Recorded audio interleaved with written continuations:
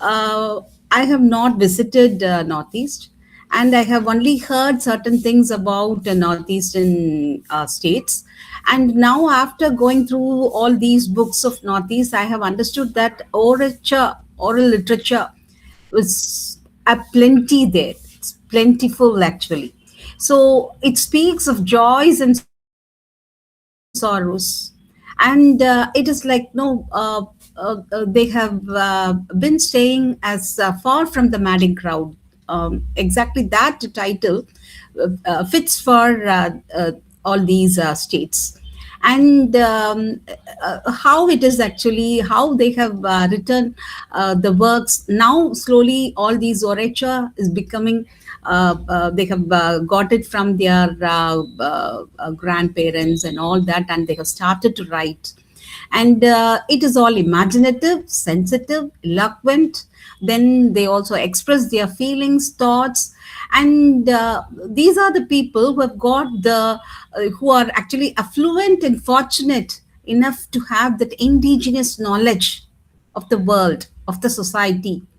And this indigenous knowledge, actually we can actually term it as traditional knowledge system. Like, so they have got their own traditional practices, which certain things are actually, we can compare it with the routine literary works that we read, or specifically certain things are fitting into the Tamil culture as well. But when we read certain things, how people from a far off place also have got certain things in common, and certain things are totally different. So these are all the things I was actually wondering when I was reading all these books. So this is the kaleidoscopic colors of the tales, all the tales for that matter. And the themes are of zeal and woe, then love and separation, affection and weal, hatred, desire, then of natural justice. And they also have got this wish fulfillment. When they write, it actually showcases how certain things they have attained in due course.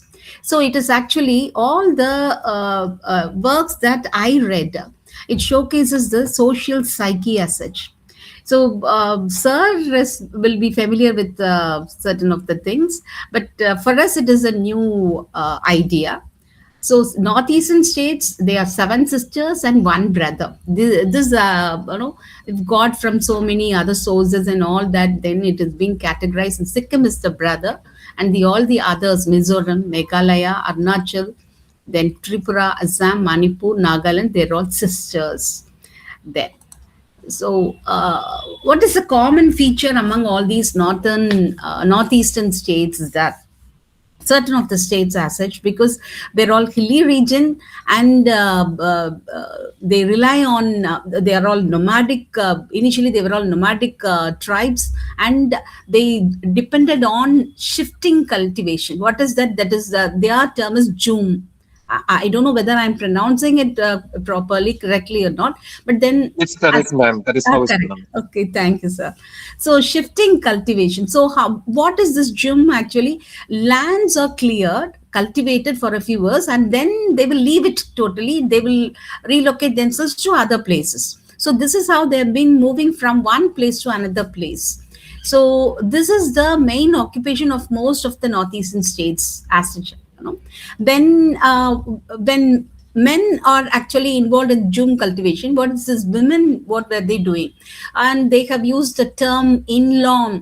What does it mean? Is that women, they help the men who are working in the Jum cultivation. They carry baskets, they take the belongings, they are the ones who wash and darn the clothes, everything they do. And they draw water, collect firewood, cook, pound and sift rice, everything. They also carry the dowel, that is the hatchet, that's the term they use, and then the axe, everything. These women are supportive to the men who are actually involved in this Jum, that is a shifting cultivation. And now actually I'm going to talk about this Mizoram, and certain of the ideas that I have got from what Mizos are actually, what kind of society they are in. They are patriarchal, and they have gone through this Ramboy period. It was very, very tumultuous, and but for 20 years they have suffered a lot. And then finally, after getting the peace accord, they are leading a peaceful life. And then these are all the tribes. Some of the tribes, see, there are. I've read that more than 200 languages are spoken, and so many tribes are there. And certain of the tribes that I have mentioned over here, Silo, Lai, Mar, they are the priests, or they are called as the shamans. So this is very specific because we have got one particular tradition regarding the shamans. Then Ralti tribe, Kuki, Chin tribes, and these Kuki, Chin tribes, they have got some common origin with various other tribes. Then, so the next concept as a Jum we have learned. Then now you have got this all in. They call autumn season is the most pleasant season, and it is called as all in. And what is the specific thing that people do during this time? Men actually go in for hunting. So June cultivation is over. Now they'll go for hunting. During this season, what do these women do? They actually divide their work. Two things they do. One is that they'll be fetching firewood from the jungle, and then they will stitch the clothes for the winter season. So when June cultivation is the shifting cultivation is not there, they are involved in, men are involved in hunting, and women are will be like, preparing themselves to face the winter season. So this is where how these women are actually, they are everywhere. They do all sorts of work. No, we all have got the idea of women sitting inside the house and doing nothing and all that. But here, they are busy housekeeper, worker. They take care of children, cook, they spin, then they weave, they make the dresses, stitching, then they carry water, they become woodcutters. All sorts of work they do apart from taking care of the domestic animals, then even helping men in jumming. So these women are actually, multi tasking women. Those days itself, it's like, everyone knows almost all these things. Who taught them? We don't know. They're not actually, taught anything, but they have got it through generation. They've observed their the seniors, that is grandparents or parents, and then they have got this. So the next idea is the stringal and psalm. What is this? And these women, completely mesos, it is all focused on what actually women do. They are also skillful in food preservation, and how the chingal, one particular taste enhancer, they make it, and they process this, and then they get this distilled ash, that is chingal, means distilled ash, and then another one, that is psalm, again another taste enhancer. They actually produce this. Okay, it is a complicated task, but then they make it themselves, and then they have it, they store it, because they were nomadic tribes. So when they'll have to move from one place to another place, whatever they can gather, and they gather, and then they preserve it, to be used in the next season. So this is how they were actually thriving in those days. Then another thing is that these women are also into this pottery. They collect what is that? This clay. They make pots, and two kinds of pots. That's what I have read. Two kinds of pots they make, and with bamboo spoons. So when they move from one place to another place, it is not at all a problem. They did not have too many properties, too many possessions. Just two pots, and then a few belongings. With that, they just like that move from one place to another place. Then the next one is this Pakupuan. I don't know. Then law what? So low what? So these, what is that? No, these two terms. One is actually regarding the cloth that they have got to have the toddlers on their back, so that they are always with the family. They don't see these days. We leave the children, we move out and all that. We don't know what these children do in the house, what they are always focusing on the mobile and all that. But here they are actually taking the children, so the children look at what their parents are doing. From their childhood onwards, they are exposed to the kind of work they'll have to do when they grow up.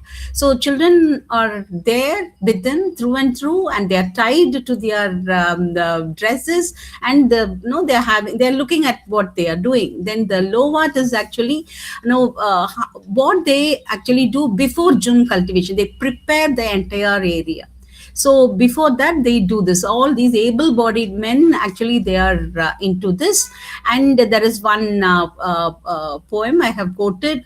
It's like puan is the dress that they have got to carry the children, the dress that they are wearing. So it is like this lovat is like the overgrowth, like puan is peeled off, its leaves left to wither and die.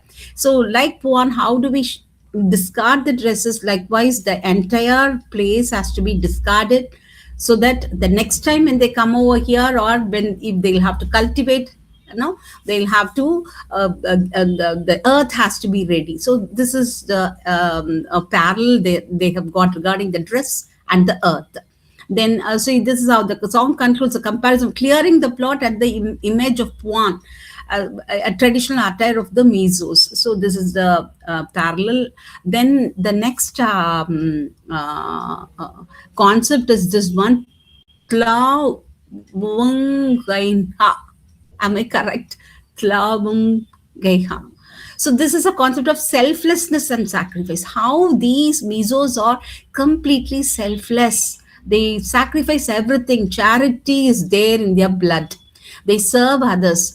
Even though they'll have to give up their comfort, they're ready to give up their comfort. The communal living is there. And that is getting reflected in this poem by Nuchundai Rentlai. She has written for a better tomorrow. In this particular poem, she's written morals and ethics, codes of conduct, all flown away, or are they still there? We spout a lot, sermonize a lot, values, principles, honor, we all mean well, but we are divided. Where is unity? So though they were actually united and they were moving together from one place to another place, even in those days, they have got certain of the strife they have got. It's all getting reflected over here. And when they have got some sort of strife, misunderstanding and all that, there is one concept wherein it is they thrusted on the all these what is that people who have got conflict, that no, we'll have to live together, selflessness have to be there, sacrifice has to be there, we'll have to be charitable towards others. So this is how they promote certain of the values. And then comes this chillam. And here I have quoted again a poem. Here, the Mizo community, unprecedented growth, search for identity, quest for roots, Shillong, Ephraim, Menashe.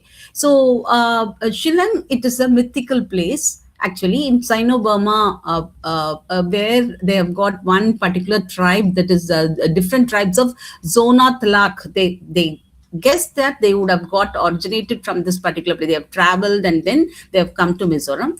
Then at the same time, some of the historians are of the view that this particular place is actually refers to Great Wall of China. So two different interpretations are there. And what about this Ephraim and Menashe? They are actually the lost tribes of Israel. And recently, while I was reading this book, at the same time, I was actually coming across one news article wherein they were telling that this Menashe tribes, they are actually practicing Judaism, and they are called by the Israel government to be there. So I think some 1,500 are about to go there. Then later on, some 3,500 people are going there. So when I was reading this, I was just wondering how come everything is got documented. So literature is there, oral literature is there. At the same time, all these minute details are there. So now they are trying to find out some connection. They are connecting the dots and all that.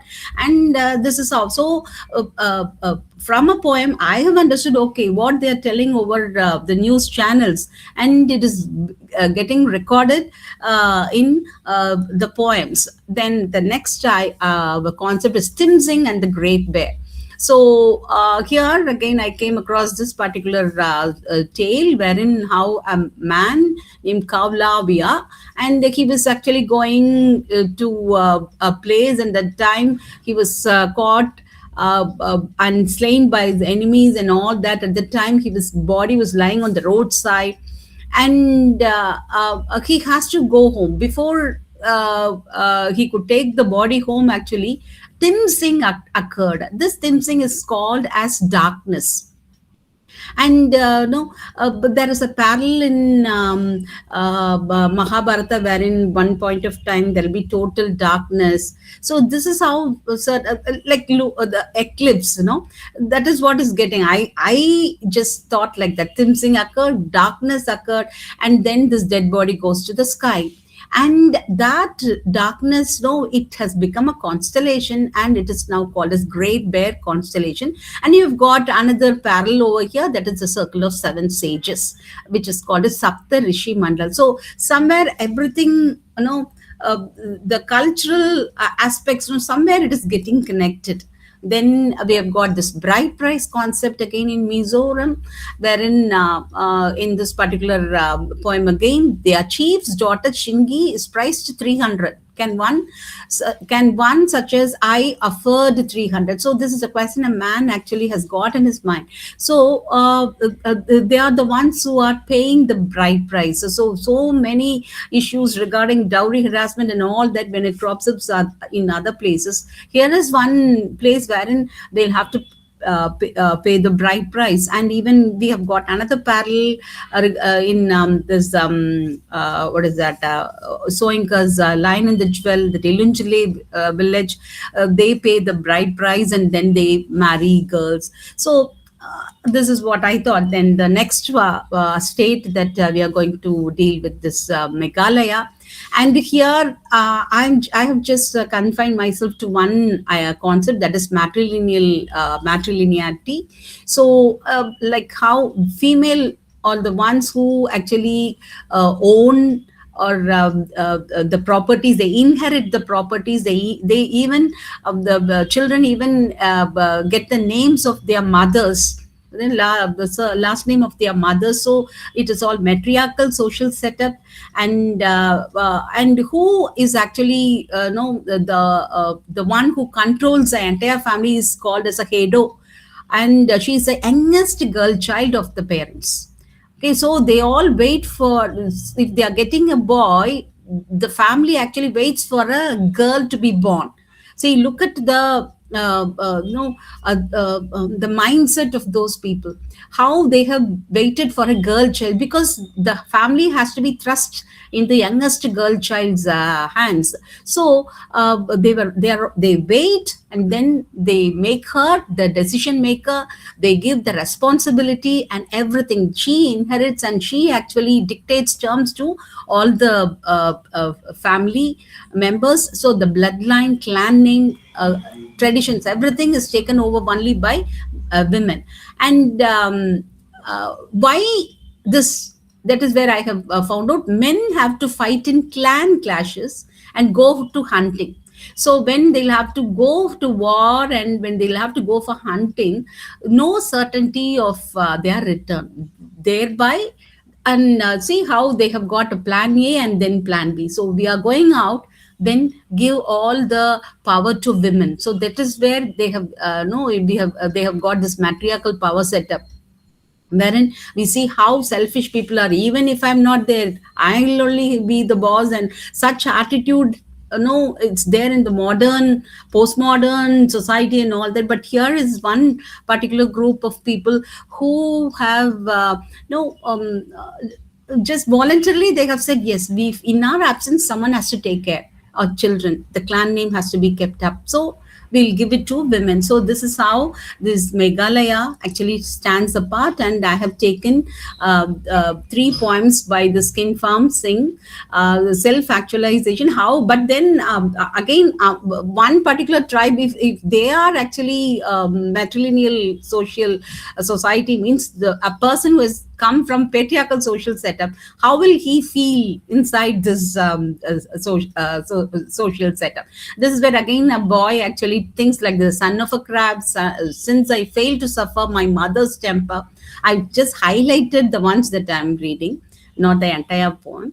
So who living in my house treats me as one of her tenants. So abusive the mother is, because she is the one who has got power in her hands. So this is how the matrilineal arrangement is there. So I seek even now the woman who, if found, would be the ruin of my life. So if I find a woman, if I marry a woman that is that actually ruins my life, that will ruin my life, that's what he gives in this. Then in another poem, this lines written to mothers who disagree with their sons' choices of women. Mothers who disagree with their son's choice. So mothers have got the sole power to even disagree with the sons. So for managing to love an object of scorn, they place around my neck a garland of threats. They threaten me. So much of scorn is there. How will I come out? So this is another poem. Then the final one over here, blasphemous lines from a for mother. So here the mother actually, instead of plain dealing, it is more truth telling. Then R.K. Narayan's my mother is a retired, toothless, diabetic and bedeviled by headaches, blinding cataract, a cankerous woman, but still, what does she do? Makes a sound again. When I sleep, I'll thrash you, she says. No one should make any noise. So this is how she rules over, dominates the entire family, because she has the power in her hand. It is a matrilineal society. And then the final lines of the poem again. I decline to tell you anything good about her. I'm not R.K. Narayan, or I decline to tell you how she suffered when my father was alive, or how she suffered when he died, or how she suffered rearing her two sons and her dead sister's daughter. So the taking the families, the responsibility of taking care of the entire family, even if any relatives die, women, they don't mind taking care of their children. So the entire family, the children, everyone is taken care by all the women of the house. So that's how. There is only one thing commendable, I will admit, about her. She had married again and not been cankerous woman that she is. I probably would not be standing here reading this poem. So if she had married again, I would not be talking about my mom, who was very dominant. But then, though I'm not happy about certain of her activities, I also feel proud of certain of her what is that qualities. This is how he writes Skin Farm Singh. Then the Kazi women, the dress that they have got, I just got a few clips. Then even now the next one is Arunachal Pradesh. It is called as the land of the rising sun. Then here it's actually so many, 26 tribes are there, exactly the number. Then 100 sub tribes are there. And I've mentioned a few names of the tribes. And then here Gawon Buras and Gawon Buris, this is how they call the village elder men and elder women. And what is their duty in that particular group? They'll be wearing bright red coats, it seems. And what does it signifies? It signifies the mark of authority, knowledge and wisdom. So all the Gaon, Buras and coats, they walk here and there, but they have authority, middle-aged men and women or children, and governance system. They've got village councils. So any petty issues, it will be addressed to them and it will be solved then and there.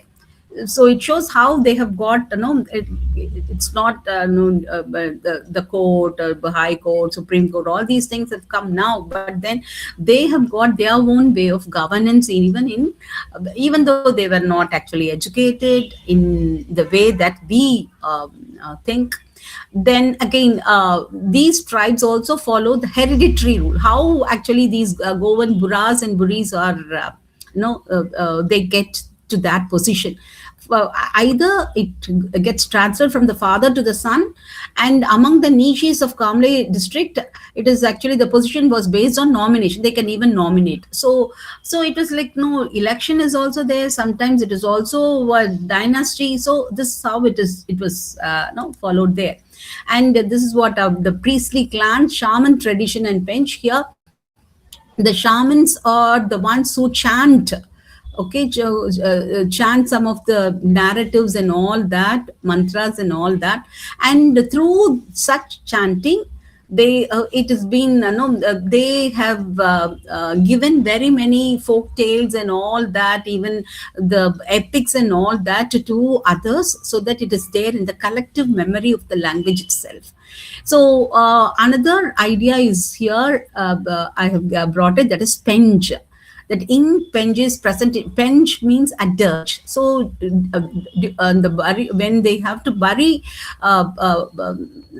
if someone has passed away, means they invite a shaman who is actually trained to sing such mourning songs. So that is the practice among this Adi tribe. Even now they follow this practice, it seems. So they will appoint this shaman, and he is a trained person. And what does he sing? It is actually a hypnotic journey, it seems. About what?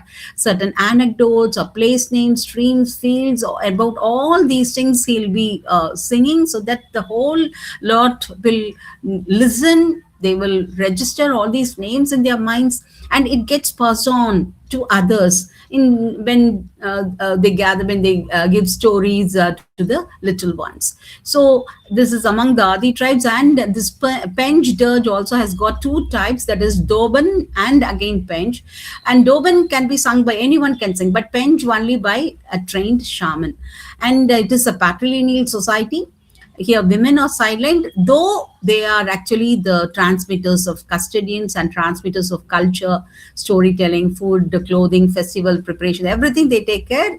Though they take care of all these things, it is a patrilineal society, unlike Mizos. Then you have got next concept is Atu Popu and Atrovoya.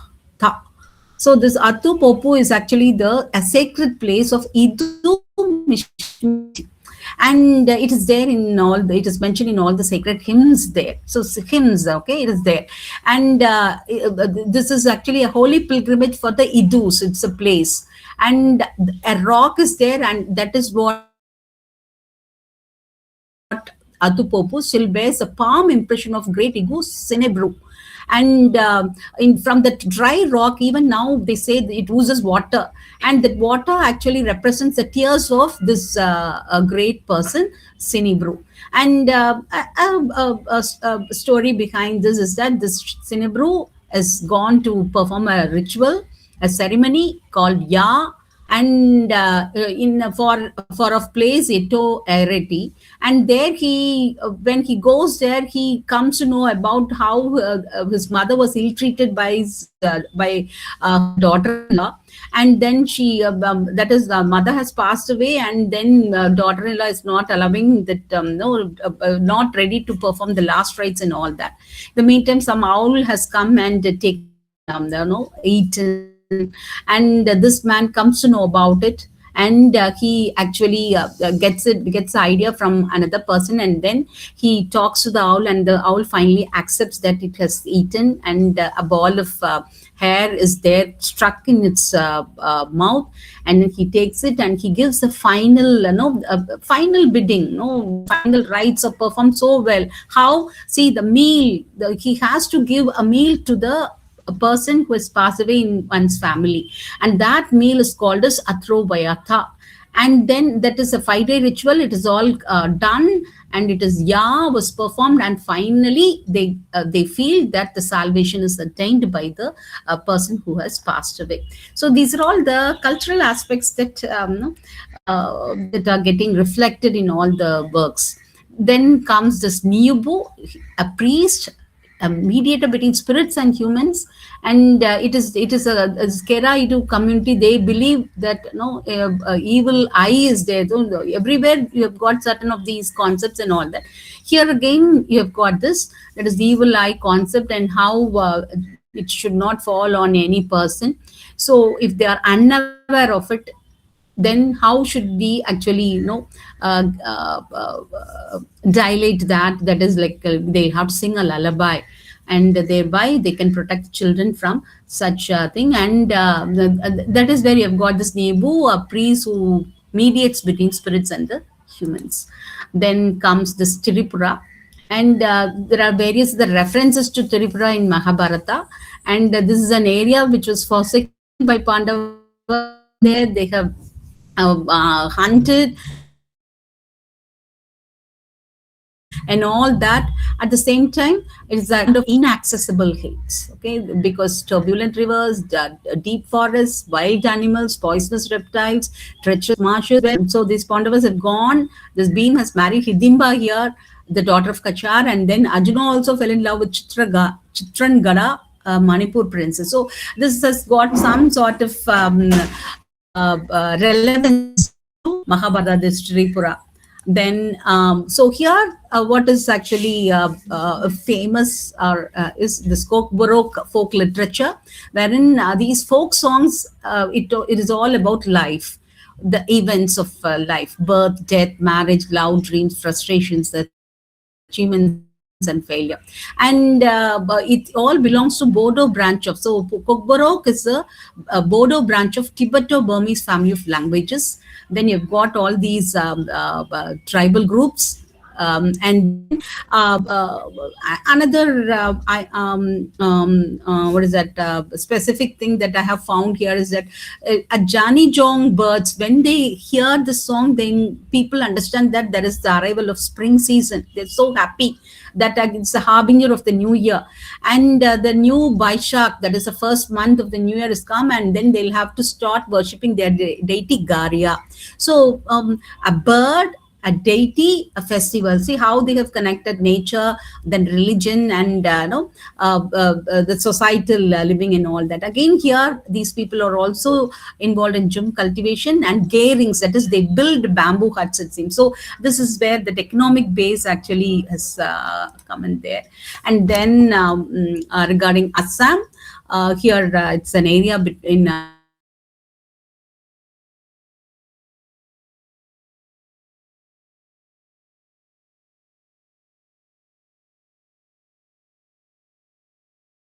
and Grisho,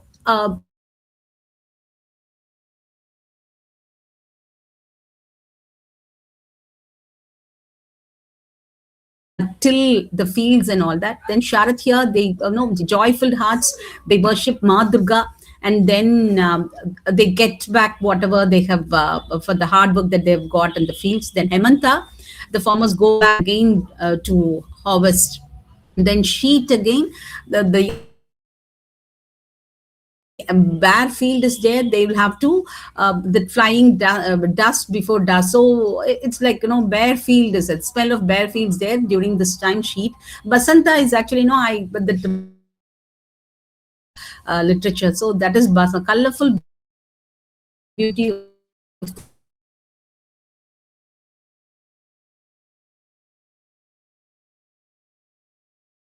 many things that the mountainous terrain is there. Then the concepts. Now I'm coming to the end of my presentation. So the concept that we have learned, or we can give importance, is the matrilineality, different Then you have got the Twalamingaina, that is how we'll have to be selfless, and how that particular concept can be brought in to analyze any of the novel that we read and all that. See, for example, the how certain of the African concepts are taken and used in our day-to-day analysis and all that. Likewise, we can actually, such terms can be given to the students, so that students can bring in this and then analyze any of this. If a character is selfless, they'll have to be charitable. If they are charitable and all that, this concept can be brought in and then can be analyzed. Then again, themes in era of darkness, like how darkness descends. So from there, maybe we can connect the dots and we can always analyze. Then the bride price as such. So these are all the concepts that can be highlighted, though minor things I have brought in everywhere. Now the work cited, and then thank you.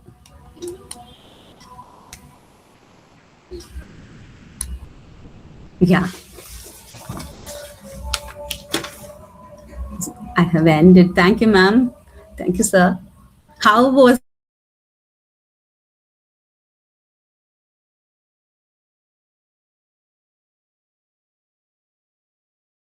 here? Anyone? Sir? I think I'll just jump right in. It was Um, a very detailed talk, ma'am. It was so nice to hear so much from you. And actually, I learned a lot about the northeastern states, the focus and the amount of information that you have collated about these northeastern states. It's amazing. And I wanted to mention that at the beginning of the talk, you had mentioned that you're giving an outsider perspective. This was very detailed, too detailed that I don't think you're an outsider anymore. You're very much an insider because you've studied so much and you have awareness about these things. So, great. I did take a lot of notes while you were giving your talk. I will respond to a few of the elements that you have mentioned and maybe add on a few points. okay. And I'd like to start with that. Oh, So, if the host would like to mention something before I start, or otherwise I can start off right away. ma'am, Preeti, ma'am. Sir, there is a little question. Just one second. Okay. Thank you, ma'am, for that enlightening and engaging session. We truly appreciate your valuable insights into the Northeast Indian writers. Thank you so much. We now move on to our second keynote speaker. It is a pleasure to introduce Dr. Anjan K Behera, Dean and IQAC Coordinator, Department of English, Testo College, Nagaland. He'll be speaking on the topic Beyond the Mainland Gaze, Indigenous Culture, Modernity, and the Northeast. So his talk will focus on indigenous perspectives, cultural identity, and modernity in the context of the Northeast, offering us a critical lens to understand the region beyond dominant narratives. I now invite Dr. Anjan K. Behera to take over the session. Hi everyone. It is so good to be here and be part of this discussion and dialogue. I do hope that you're able to hear me clearly. If you're not able to, or if there's distortions, do let me know on the in the chat box. I have the chat box open. So before I start with the content which I had prepared for my talk, I was really impressed and I learned a lot from ma'am's session as I was mentioning. And I just took a few quick notes because I think as someone who is from the Northeast, it's also important to take a look at some of these narratives from the perspective of someone who is based here, someone who lives over here. So, just to add on to a few things that ma'am had mentioned, I think one very popular narrative that exists about the Northeast is that we categorize it as, seven states. We call it the seven states and one brother. That is true. That is how the Northeast is identified in the country. But one interesting way to look at it also is that this is if you ask the question when we say that it's the seven sisters, it's interesting because these states are patriarchal, extremely patriarchal. I live in Nagaland, and Nagaland is a very hardcore patriarchal state, I would say. There are women who are doing well. Some of them are in the government, some of them are working in jobs, and they have made a name for themselves, but that is just a minority. So if you talk about the general, atmosphere over here, it is patriarchal. So I don't think Nagaland as a state consents to be referred to as a sister. That is the dominant narrative that is given to us. It's that identity is thrust on us. But as far as Nagaland is concerned, I would say it's more of a, how to put it, a brother. And it's something which I hadn't thought of, but it came to my mind only when Ma'am pointed it out. And I was like, it's something probably which doesn't align with the way that the state sees itself. So that's the whole point, the identity that is given to us and how we identify ourselves, or how do we think about ourselves. And the Seven Sisters, this whole term, it was first mentioned by our former Prime Minister Jawaharlal Nehru. So Nehru was instrumental in bringing these northeastern states together. If you look at the history of the Northeast, and I'm not going to that, but it was never really owned by the British. They had assumed administrative, control of the hills, but it was never really conquered per se. They had not conquered the Naga hills. So there was this, what is it, dissent that they did not want to be part of mainland India, and that is the reason why we have this so-called, insurgency groups, or the groups which fight for the their national identity. Now, I think this was a tactic used by Nehru by addressing the northeastern states as the seven sisters of India, as a way to appease them that, oh, you are our sisters. Don't feel that way. You are part of our family. Don't oppose our rule. Become a part of India. Be one of our, how they put, family members.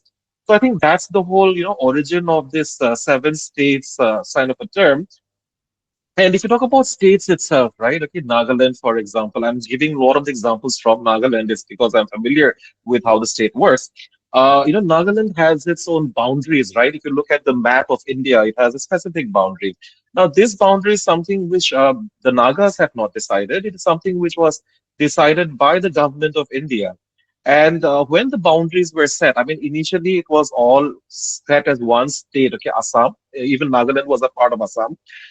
Then when Nagaland finally became a state, the boundaries were set, right? And these boundaries were set by the government of India. Now the problem is that Nagas, there are certain Naga tribes and villages which have been left behind, isolated in Assam and Manipur. They are very much, what's the Naga tribes, they are very much a part of the Naga identity. But these political lines which have been drawn by the government of India has separated them into another state. So that leads to a lot of, what's the problematic identity questions for the Nagas itself.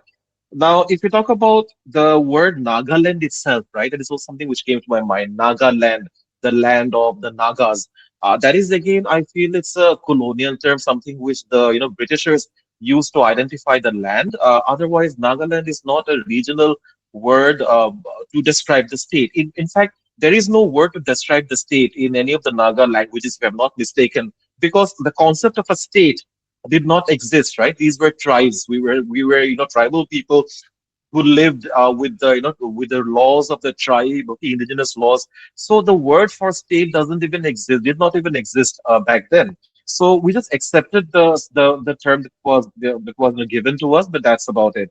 Now, just to add on to what Ma'am had mentioned about Shillong, okay, that it is a matrilineal state, which is absolutely correct. It is a matrilineal state, and the property line passes down through the youngest daughter of the family.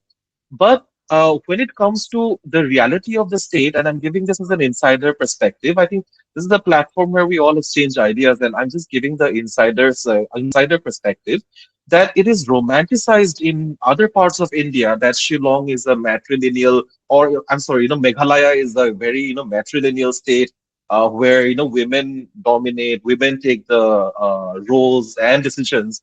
But the truth is that even Meghalaya is patriarchal. It is just matrilineal, it's not matriarchal. So, although in theory it's supposed to be the women who are supposed to be in charge, the reality is that the society has ultimately become, very much patriarchal, where women still have to follow the uh, expectations set on them by the, patriarchy. And with regards to The last thing which I would like to say is the Arunachal Pradesh. I think ma'am had mentioned that Arunachal Pradesh is categorized or is termed as the land of the rising sun.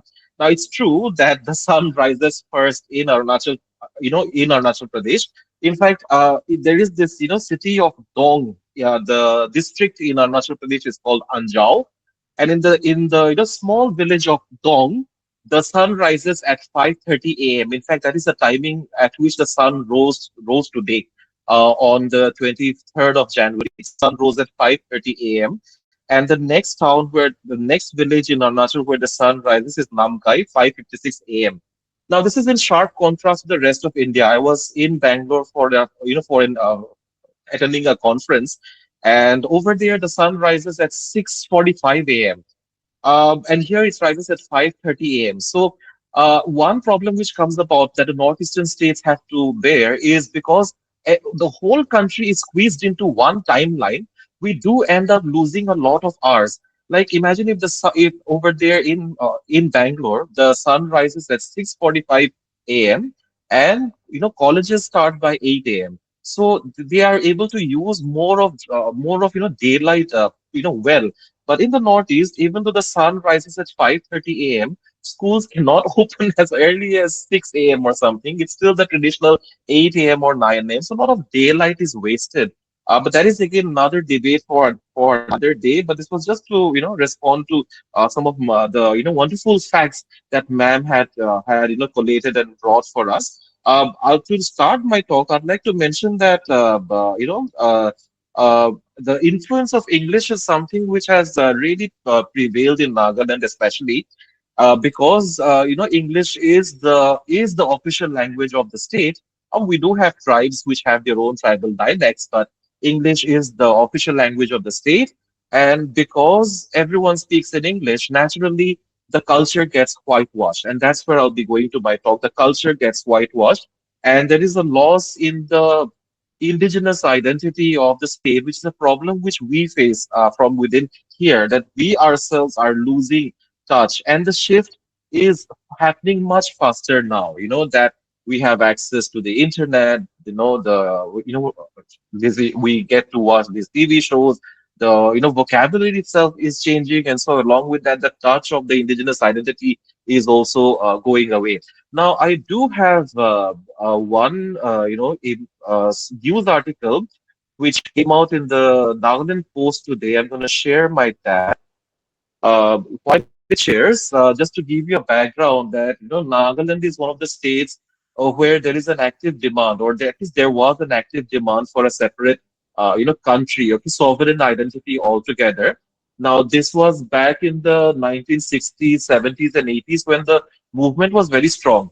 And my father, he worked in a college over here where, even on Independence Day and Republic Day, it was to be considered as black days. Everything would be closed down. Okay, the curfew would be imposed because it's the Indian Independence Day. So it would be a day when everyone had to stay home. So as part of the NCC, my father was was the NCC officer back in the 90s. But they had to compulsorily do an Indian flag hoisting to send the photographs to the center. So what they would do is he would actually go at night at around 3 a.m. or 4 a.m. with his NCC students, do the flag hoisting while everyone is still asleep and come back, because that's the amount of hatred that existed towards India. Now there has been a paradigm shift with the ceasefires in place and everything, and I was happy to not exactly happy, but it was interesting that Nagaland is going to take part in the upcoming Republic Day parade, and it's going to portray its culture in the form of a tableau. Is going to focus the give a highlight to the Hornbill Festival, which is held within the state. I think this is a massive shift where we know from going to hating the Indian identity so much to actually now starting to participate in the Republic Day parade itself. And it's ultimately all of this influences literature and writing as well, identity as well. So I'm going to quickly shift to my slides. Let me just check if my slides are visible to you. Yeah, I think it's visible. So the first question which I'd like to ask is whether frozen cultures can survive. If we talk about the Naga identity, can we really afford not to change, or the northeastern tribes, can we afford not to change? The thing is, to an extent, yes, these identities can survive. So if you talk about the Sentinelese indigenous culture in India, right? They have completely isolated themselves and they are surviving, yes.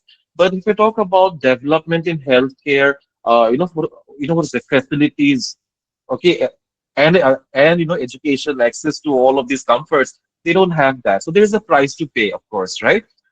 If you talk about the cultures, right, there has been a lot of exchange happening. For example, in Fiji, they give a national holiday for the Indian festivals like Durga Puja, right? O- Okay, Americans celebrate Holi. And it's interesting that in Nagaland now, in when we have the Naga weddings, right? The feast, okay, wedding feast is incomplete here unless there is an Indian food counter. So weddings here will always have a Naga food counter. Parallel to that will be the Indian food counter. So there is a lot of acceptance and also, you know, uh, assimilation of the culture that is happening. But if evolution is part of the deal, are tribal cultures in danger? Now I'm going to ask you a few questions. Can anyone from the here identify who they are? Those 1, 2, 3, 4, 5, 6, 7 people that I'm showing on the slides. Can you identify who these people are? Anyone? You can just type in your answer or unmute yourself and answer. Who are these people? BTS. BTS, correct, right, absolutely correct. Okay, I'm going to ask another question now. This is, BTS is the popular band from South Korea, and who are they now? Who are these people? Can you identify them? Anyone? Amber Heard and Johnny Depp. Right, Amber Heard and Johnny Depp. I remember, when the case trial was going on, we all were so obsessed with the court hearings, and I think everyone knows their name by now. Who are these people now? Who are these people? Priyanka Chopra and Nick Jones. Nick Jonas, correct. Yes. Okay, right. So we know who these people are, and irony is that they are far away from our country, and yet we know who they are, and we're able to identify them. Now, if any Nagas are here, but even any, all of you, okay, any of you, I'm showing you textiles from Nagaland now. On the screen, that the first one is the Chang shawl, which I have on here as well. This is the Chang shawl which I'm wearing. The next one is an Ao shawl, okay, Angami shawl. These are shawls from 3 different tribes. As Indians, these are our Indian textiles, right? And we are Indians. Can any of us explain why there is the blue color and black color pattern on the Chang shawl? Why is it red and black for the Aos, and why is it green, red and black for the third one, okay, Angami tribe? Have any of us studied about this, or have any of us tried to find out, or did we learn about this from our textbooks? The answer is probably no. And that is sad, I would say. The mainstream culture feeds us so much about these foreign celebrities. We know what's happening in the bedrooms of Johnny Depp, but we still don't know details about our own textile, heritage. And Northeast has a wonderful textile culture, but I think it's high time that schools in mainland India include some information about the textile heritage of the Northeast in the textbooks, because as Indians, it's not just enough to know about what's happening in Delhi and what's in Mumbai and the big cities. We also have to be aware of the culture of the Northeast, and that's why it's amazing that sessions like these are being held as a way to trust you into the direction, right? But I think that's something which I wanted to highlight. We'll move on. Why do we not know this? Is education to blame? Yes, to an extent, because we didn't learn this in school, so we have no idea. But again, Priyanka Chopra and Nick Jonas isn't in our syllabus either. But we know what is their age gap. We know when they got married and everything. The problem is that what's it, modernity alienates us from our native indigenous culture. With modernity comes the obsession with the West and other things, and we get alienated from our indigenous culture. And by the way, I had asked the same question to my students in Nagaland here. Our Naga students were also not able to identify the colors and patterns and explain to me why the colors exist on their own shawls. Which so it's not like you're the only ones who did not know. Even the youngsters here, the current students over here that I have, the Z. Gen Z has lost touch with these patterns and all, even though it is so central to their identity. These shawls, these necklaces and everything. It's something which has gone to the background now, and that is sad. I feel. So how does trade and commerce affect indigenous culture? I think another thing which we have to talk about is when it comes to culture, culture ultimately gets commodified. And if you talk about the northeastern culture, there is a much more nuanced view that it is very how to put it, exotic, special, beautiful, scenic. So there's a lot of interest in buying things from the Northeast.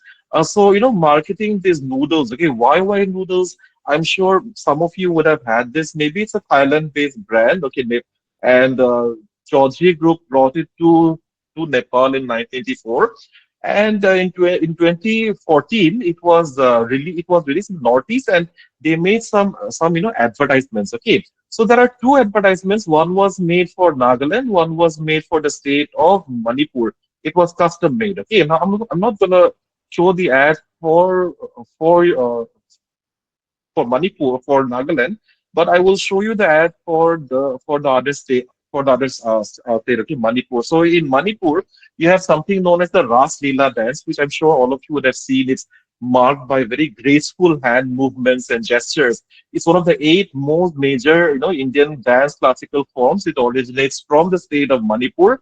The dance, the theme is the blissful union between Radha and Krishna. So it's very holy. The purpose of the dance is holy. It's uh, it's supposed to be about the devotional themes of the union of Radha and Krishna. So it has a very deep meaning, right? But this is how the dance was used in this advertisement.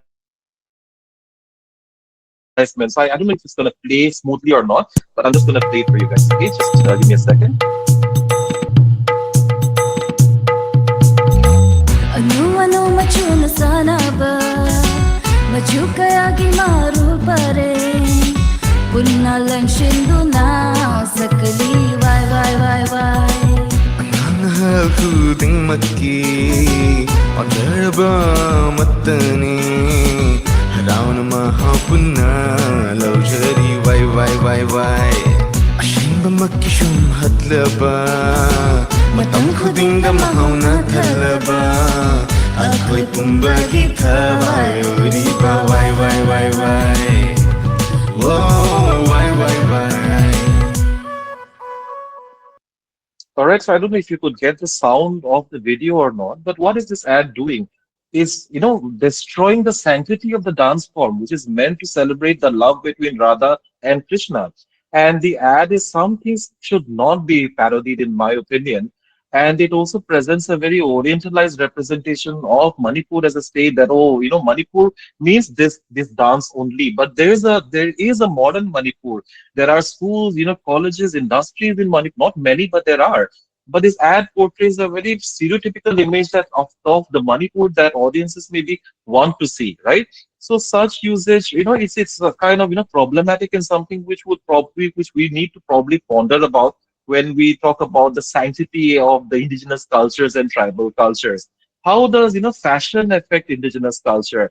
Now, Priyanka Chopra, as I've mentioned earlier, I mean we've mentioned about her earlier. In 2014, she wore a gown which used the motifs from a Naga shawl, and the Naga Santam woman demanded an apology from Priyanka's designers, because the shawl, which was made into a dress for her, it's supposed to be worn by men actually, right? And it is a taboo for women to wear that shawl.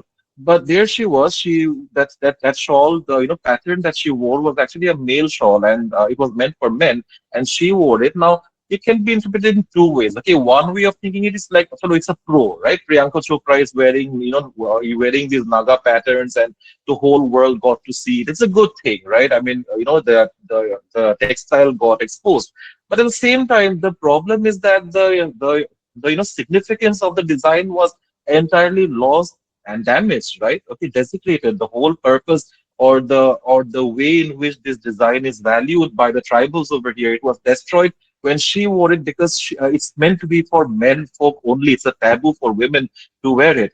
So it's a common problem, though. If so, for example, you must have gone to this trade expos where what to say, cultural motifs like shawls are sold in these markets. Now the buyer is not aware of the sanctity of these shawls, and many use it as curtains and table clothes. Certain shawls in Nagaland are earned; they cannot be bought, and it's the same for a few of the northeastern states as well. See, for example, this shawl. This shawl is from the Lotha Naga tribe. Okay, Lotha Naga tribe, and this shawl even I cannot wear because it's meant for men who have proven their bravery and have achieved greatness. If you have achieved something great in society, if you have served your society and you're accepted, then the man wear gets the or has the right to wear this particular shawl, right? Okay, Lotha shawl. I mean, this particular shawl that belongs to Lotha tribe. So actually, technically, even I don't have the right to own this shawl, and I don't own it. Therefore, as a respect for the rules that the tribe which has made it has owned it. But this is how this shawl is now being sold on Amazon. Blue and black, okay, winter, Nagaland shawl, which is ridiculous because even I cannot wear this shawl, and here it's being shown on a woman who's using it to cover herself, and it's being shown as a blue and black winter Nagaland shawl. It's a Lotha Naga shawl for men who have earned greatness. It's not something for anyone to just wear on and go forward, right? Another example, okay, Lotha Naga shawl for young unmarried men. So this particular shawl of the Lotha Nagas, you can see that there's a white band in between. This is meant only for young unmarried men. Once a man gets married, technically he should not be wearing this shawl. Again, it's something meant for men only. This particular shawl, right? Now, again, this is how the shawl is being sold in online. Okay, Amazon. We have pure wool striped women shawl, right? It's not even mentioned that it's from Nagaland or anything. It's become a Bihar pure wool striped women shawl. And the significance, the cultural identity is entirely lost. So with modernity comes these problems as well. So I'll just skip through a few things. I hope I'm not exceeding my time limit. Do let me know if I am. Unless now it is difficult to resolve this issue because, of course, we want our craftsmen to earn. We want our craftsmen to have their livelihood. So when they sell their products, they do want to sell their products, and I think that's a good thing. But once the product is sold, we don't have any control over who buys it or how it's being used. So that right goes away, right? Once we've sold a product, we cannot have someone follow the person who is buying it and tell them, no, this is not how it's supposed to be used. No, that's not how it's supposed to be used. It's difficult, right? It's problematic over there. So with regards to this one, okay, Sambalpuri handloom, for example. My parents are from Sambalpur, okay, Orissa, and I have a lot of Sambalpuri textile in my house as well as a result of that, right? Now, Sambalpuri handloom prints are related to the Jagannath temple. They have these geometric patterns, Hindu motifs on them. Now, what is on with regards to Sambalpuri pattern, for example, it's very different. There is no restriction on who can wear what color, who can wear which shawl, who can wear what. All Sambalpuri saris, in fact, are converted to pillow covers, okay, table covers, curtains, and it's okay because the culture there doesn't dictate that it cannot be done, right? So this is common with Indian handloom. Now, maybe because this is a common practice with Indian handloom, so therefore, when things come from the Northeast, people think it can also be used in multiple ways. But no, there is a sanctity to how these products should be used, right? So that's the whole thing. It's just not known and understood, right? So the use of copyright and right to fair sale. I'll just show you one picture. This is an Air India Express flight, 2009. On its tail, you can see the Ao Naga shawl, right? Over here is the Ao Naga shawl imprinted on the tail.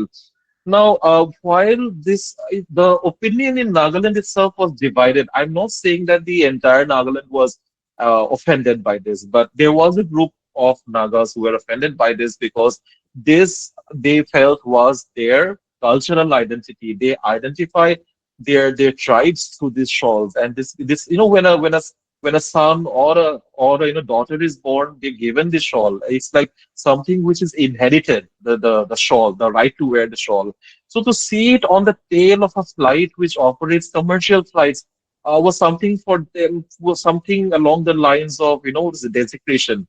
For some Nagas, they did interpret this as a good thing. They thought it was a good thing that Naga shawls were being shown across the world as this flight traveled across the world. People got to see the pattern and came to appreciate Naga textile. So I think there's no right or wrong answer over here. It's about perspectives, but it's also important to understand the different perspectives and opinions that come about when it comes to the use of these cultural artifacts, right?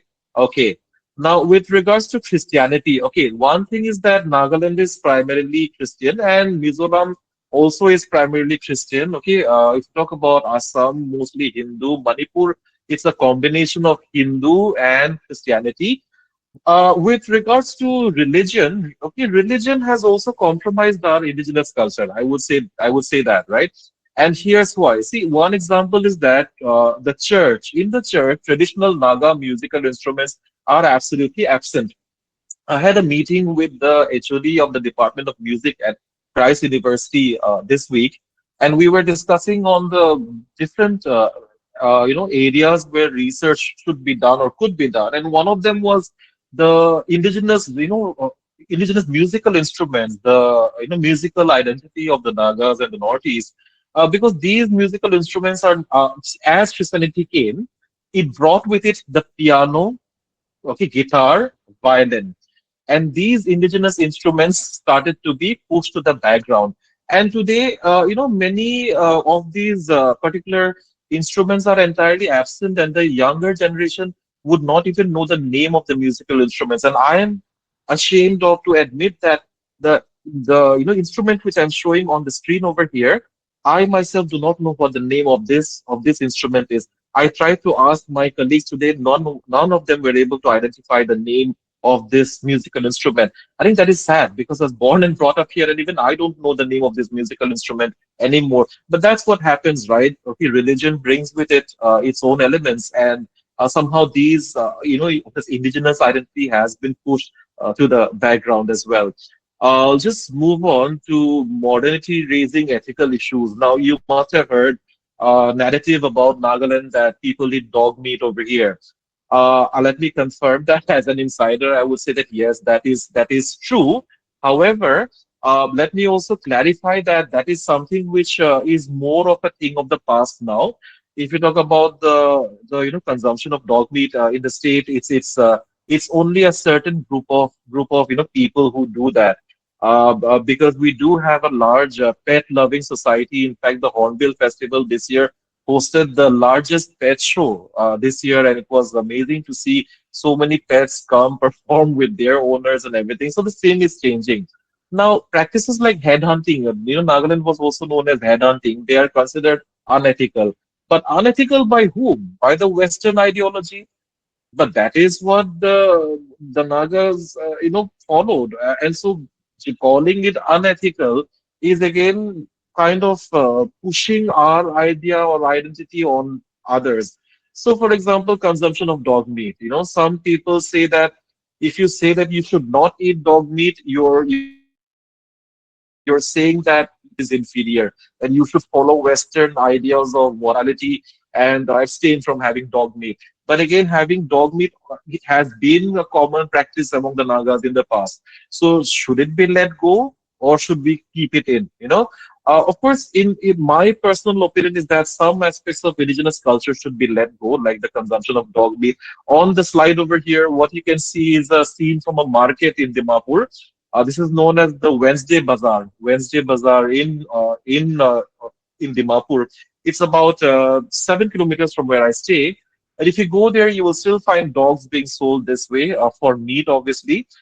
They're bound in these bags, and several protest groups have tried. The Society for Prevention of Cruelty to Animals, SPCA, has attempted several times to ban this practice, but it's met with resistance because there are some people, as I said, who think that it's an integral part of the Naga culture and we should not be ashamed of our culture. So this whole ethical debate, remains over there.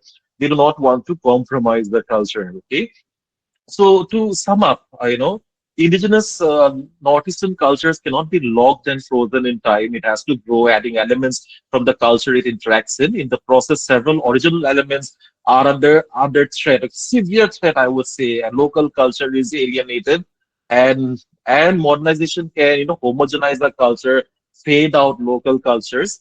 And modernization, it desecrates the sanctity of indigenous culture, trade, copyright, copyright and usage as well. And this is something which will reflect, or which will mirror across the northeastern states. If you talk about the what is the whole element of culture, it is something which is very similar that other northeastern states are also facing, right? So our role as educated and aware individuals is to fight for preserving indigenous culture in the right and legal manner, right? In the right and legal manner, and to prioritize learning local customs and cultural elements. I'm so happy that Queen Mary's College, Chennai, is having this discussion or giving a platform to address some of these issues from the Northeast. But I think that it should be integrated into our syllabi. See, for example, I did my graduation from Christ University in 2010 and my master's again from Christ University in 2012. I was discussing this with the department head of performing arts this week when I went over there as an expert. And I was telling them that in the 5 years that I studied in Bangalore, there was not one text from the Northeast in our syllabus. We had a paper called Indian Literature, but the Northeast was entirely absent, right? No Naga writers were there, no indigenous folklore was there. And so I was, even though I was from Nagaland, I was completely alienated from studying about my own region. So when I came back to work over here, the first thing I had to do is read up on our own cultural discussions, read up on our own folk tales, research to fill in the gap which was there. Now, in today's world, we do have several courses being offered about the Northeast in Department of History, sociology, English, of course, with folklore. But to all the students over here, master students over here, there's a lot of scope of research with regards to the Northeast. You talk about the Northeastern languages, Northeastern culture, Northeastern textile industry, or Northeastern food culture. There's a lot to be done actually in the Northeastern states. So, you probably develop an interest towards our heritage, record culture, language, customs, and folk art as researchers. And ultimately, it's a call that we should be proud of our culture and heritage. I'm not saying that the Northeast is better or superior, but the Northeast is also one of the regions of India. And I think all of us should be proud of every part of India. I mean, Chennai produces amazing silk, which we have in our house as well. And at the same time, we have textiles from other states as well. There should not be think that, oh no, this is superior, this is inferior. No, all are equal and all should be given equal importance, especially by the mainstream Indian academic sphere. All right. So I think I've taken a lot of time. I'm going to end my talk over here and back to the host. Thank you so much. Thank you, sir. Thank you so much for this thought-provoking and meaningful address, and also letting us know the importance of getting to know about the local customs in every area. So, thank you so much. It was very useful for us students. So, with this, I have a question for you, Anjan. Sorry, I couldn't. I just joined late. I couldn't listen to Madam Felicita. I mean, of course, only the last bit. But you said that if when the rest of, that the growth in the northeastern states should be, with in keeping with legal, whatever is legal, eating of dog meat is only a part of Nagaland alone, or is it common to all the states? There is nothing considered as illegal so long. See, and until some, I think some parties brought it to the fore, or is saying this, eating of a certain kind of meat was not considered right or wrong in any part of India for that matter. Only now we have this. Now, when it through the environmental, when it's an environmental necessity, we'll have to stop eating a certain kind of meat, or hunting certain kinds of animals, right? And I think among tribal communities, the hunting, where there is hunting, they do have so many methods to reduce decimation of animals and natural aspects, which I think more than anybody else, the tribals of any of those states, they follow that. So then what according to you is, we said, in keeping with all the legal rights, what is illegal today, and what is what was legal then? Could you just mention one or two items of Sure. that? I think I'll just stick to the thing about the dog meat part only, because this has been an ongoing debate current years more. Because if I'm not mistaken, a year ago, the state high court passed a law which banned the consumption of dog meat in Nagaland. This was a result of the protest held by the several animal groups, okay, activists, and all of that, of which I was also a part of in support. And when that law was passed, yes, in the initial months, the sale of dogs was a hush thing. But eventually things did filter out, and now dogs are being sold in the streets again. I think it's I have a personal agenda here, because I have a dog myself and I'm a dog lover, so I do not support this practice. But if I think about it objectively, can we really tell people that what they're eating is wrong? Or can we really judge and say that that is uncultured? Every region has its own food culture, right? So, thinking objectively, that is the assumption which I would make. And legal terms, I think things like, for example, as I mentioned, the sale of shawls, the specific Lotha owl shawl, which I was talking about, the blue and black one, right? That blue and black shawl, I feel, should not be sold. I mean, there should be a law preventing the sale of that specific shawl, because it has a lot of significance for that particular tribal community. But as long as that shawl is being sold, the sanctity of the shawl is being desecrated. And so that's what I meant by the thing of laws. And another thing is, just to clarify, the whole legal aspect is kind of muddled up in Nagaland, because while we also adhere to the Constitution of India, we also follow the indigenous laws that is here under the Special Provision Act. Okay, customary laws also are followed over here. So it's between and balancing things between the customary laws and the Constitution of India. So the legal thing tends to become a bit muddled and confusing, at times over here. I hope I have answered your question. Yeah, I think you have. Thank you. Right. No, that's a very complicated thing anyway. It's complicated, yeah. Yes, yes. I think I have a question in the chat box. In what ways does the Northeast continue to remain a Yeah. periphery even after political independence? Are we politically independent? That's the first question. As I said, Nagaland is Nagaland by the act of the government of India, but our Naga tribes are still in Assam and the state of Manipur. So, what is political independence? In fact, it is seen as more of a repression, wherein the state lines were drawn without consulting with the Nagas who live in Nagaland. With regards to political independence, in what way does the Northeast continue to remain periphery?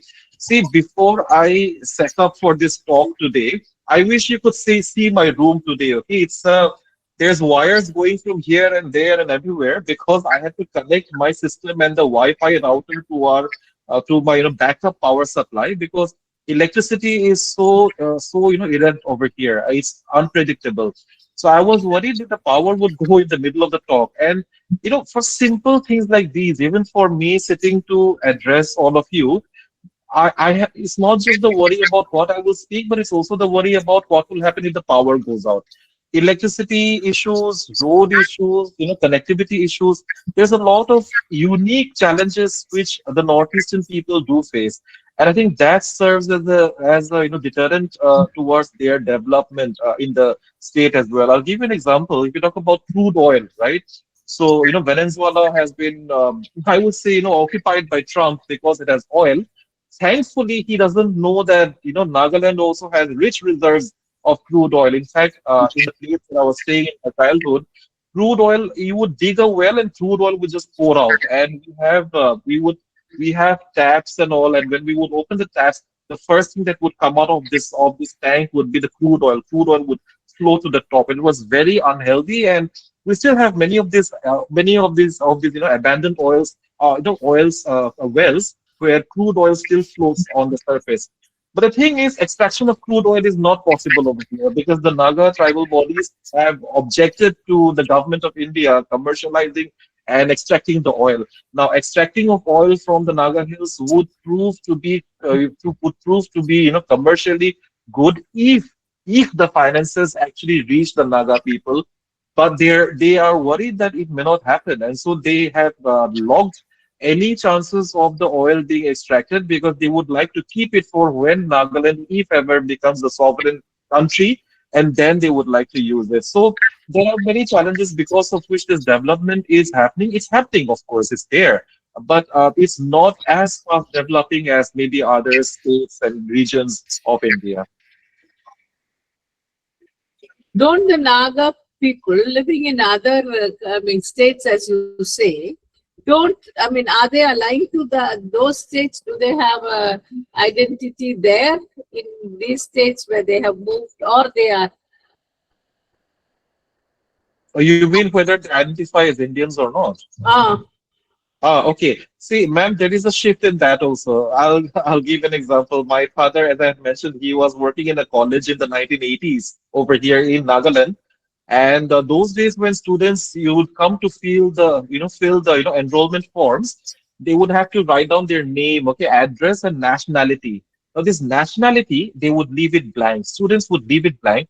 They would choose to leave it blank rather than write Indian. So the office staff would have to sit and write down Indian for all of them, but the students would never. This was in the 80s. Then came the ceasefire. Then came the very suspicious, uh, you know, uh, document which has been signed between the prime minister and the factional groups.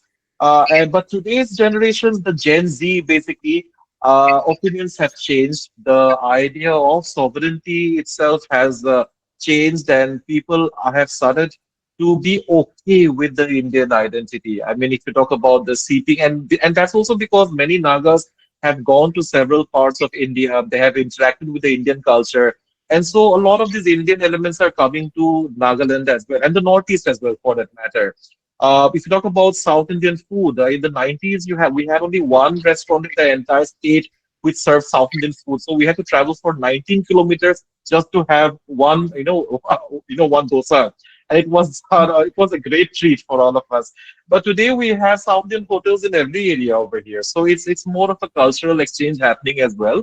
And I think the whole fight for for his own country, free country, has gone to the backdrop. Yes, it has been extended, and that's because not everyone wants to be independent. There are people who still believe in the sovereign Naga identity, but there is a large group which is also fine with Nagaland being a part of India.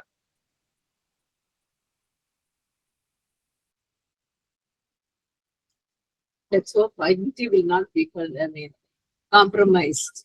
Yes, That yes, right, right. Yes. Yes. I think if there are any more questions, they can be answered, and otherwise, you can at least. Actually, Preeti ma'am has left the call. Yes, I know. Yes. Has a commitment today, and so let can we close the session? Is that okay, or is there any questions left? I just had one comment to make. I just saw that Sir Joshua, who was my teacher at Christ University, has left a message that we had a poem in additional English by Yeah. Desmond. That is correct. We did have one poem, but one poem in 5 years, considering the Northeast has such rich literary heritage, one poem was not enough. I think that's what I meant about bringing in more of the Northeastern literature narratives into the mainstream, circles of academic circles. It's time that we stop focusing on what the mainstream academic circles considers as elite, and also include narratives from the Northeast, because it's literature, it's Indian literature, and literature from the Northeast is very much a part of Indian literature, whether it is accepted or not, but it is. And so I would want to see more of Northeast writing in the syllabi of universities and colleges across India, and it is happening. I'm not saying it's not happening. There are several universities that have started to do that, and it's a great change. So yeah, that's about it from my side. Thank you. Thank you, sir. Thank you so much. So thank you all for joining us. With a deep sense of gratitude, I take this opportunity to propose the vote of thanks for today's symposium.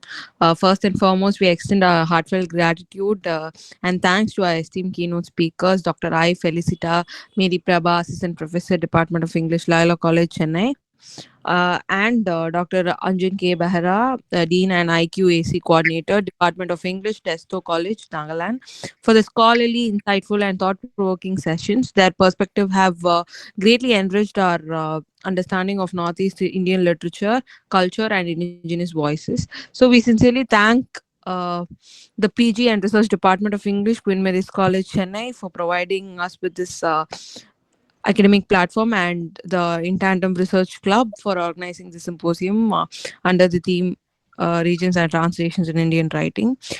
Our special thanks to the head of the department and faculty members of Department of English for the constant guidance, encouragement, and support. Finally, I thank everyone who contributed directly and indirectly to the smooth conduct of this online symposia. With this, I once again thank you all participants and students who have actively participated in this session. And I would like to bring this session to a formal close. Thank you so much. Thank